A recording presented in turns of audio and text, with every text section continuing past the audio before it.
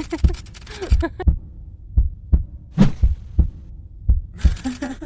बार की बात है, एक शहर में एक लड़का रहता था जिसका नाम जैन था। जैन एक कॉलेज में पढ़ता था। उसी कॉलेज में जैन की दोस्त जोया भी पढ़ती थी। वो जैन को बहुत पसंद करती थी, लेकिन ये बात जैन को नहीं पता थी। एक दिन जैन कॉलेज आया। वो काफ़ी खुश लग रहा था। जोया ने उससे पूछा, क्या बात है जैन, आज कुछ स्पेशल है क्या? हाँ यार, अम्मी ने हाँ कह दी है। किस बारे में हाँ कह दी है? मेरी एंगेजमेंट होने वाली है। किससे एंगेजमेंट होने वाली है? यार, मैं जिसको पसंद करता हूँ। अच्छा, कौन है वो? तुमने तो मुझे आज तक बताया नहीं था। I'm सॉरी यार, मैं तुम्हें बताना ही चाहता था, लेकिन मैं सही समय का वेट कर रहा था। तुमने अपनी बेस्ट फ्रेंड से ये बात छुपाई? मुझे तो लगता है तुम मुझे अपनी बेस्ट फ्रेंड मानते ही नहीं हो। नहीं जोया, ऐसा कुछ नहीं है। मैं तुम्हें अपनी बेस्ट फ्रेंड समझता हूँ। अच्छा, अगर ऐसा होता तो तुम मुझे उसके बारे में ज़रूर बताते जैन। अच्छा, तो अब बता देता हूँ। उसका नाम सामिया है और हमारी नेक्स्ट मंथ इंगेजमेंट होने वाली है, और मैं तुम्हें अभी से इनवाइट कर रहा हूँ। ओके, मैं ट्राई करूँगी आने की। ट्राई नहीं, तुमको आना ही पड़ेगा। ओके, मैं आऊँगी। फिर जैन और सामिया की इंगेजमेंट हो गई। फिर उसके कुछ टाइम बाद उन दोनों की शादी हो गई। जोया अपने रूम में अकेली बैठी रो रही थी और सोच रही थी, जैन तुम मेरे हो, सिर्फ मेरे। मैं तुम्हें किसी और के साथ नहीं देख सकती हूँ। मैं तुम्हें पाने के लिए किसी भी हद तक जा सकती हूँ। जोया एक तांत्रिक बाबा को जानती थी जो काला जादू करता था। वो तांत्रिक बाबा के पास चली गई। तुम क्या चाहती हो?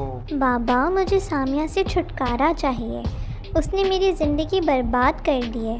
मैं चाहती हूँ कि वो जैन की ज़िंदगी से हमेशा के लिए दूर हो जाए। तुम्हारी तमन्ना पूरी होगी।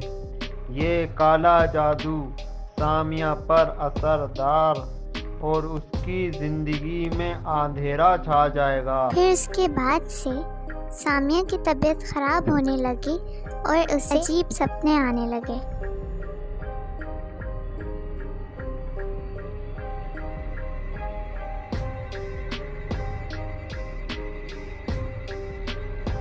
उफ, ये कैसा सपना था?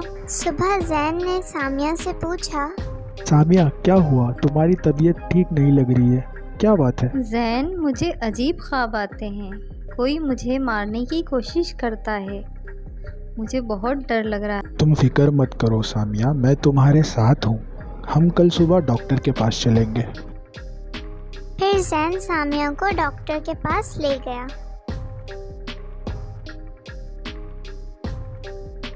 मैंने इनको मेडिसिन्स दे दी हैं, जल्दी ही ठीक हो जाएंगी।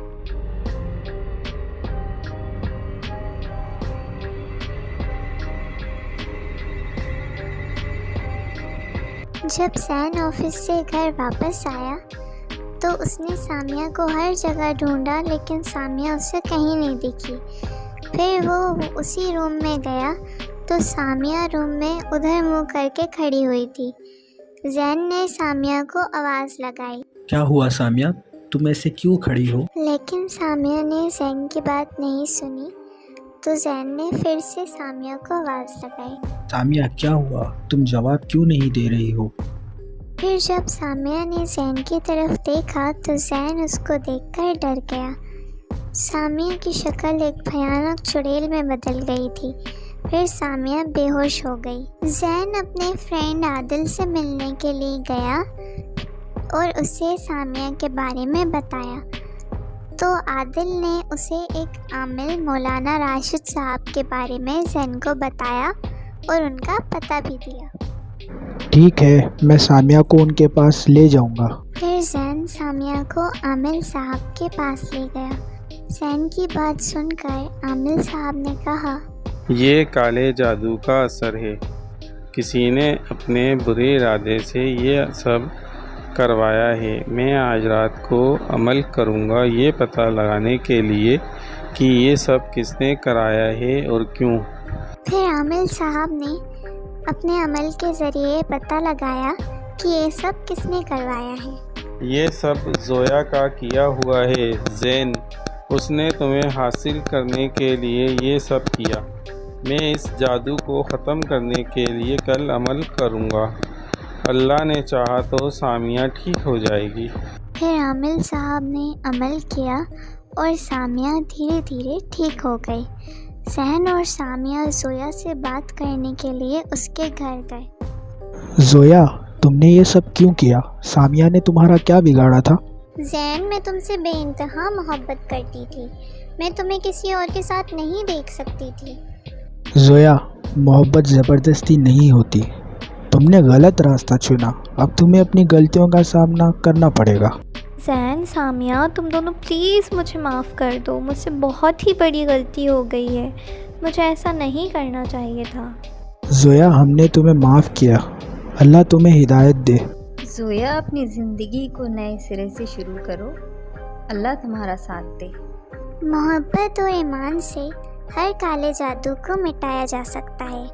हर इंसान को अपनी गलतियों से सबक लेना चाहिए और अपनी ज़िंदगी को बेहतर बनाने की कोशिश करनी चाहिए।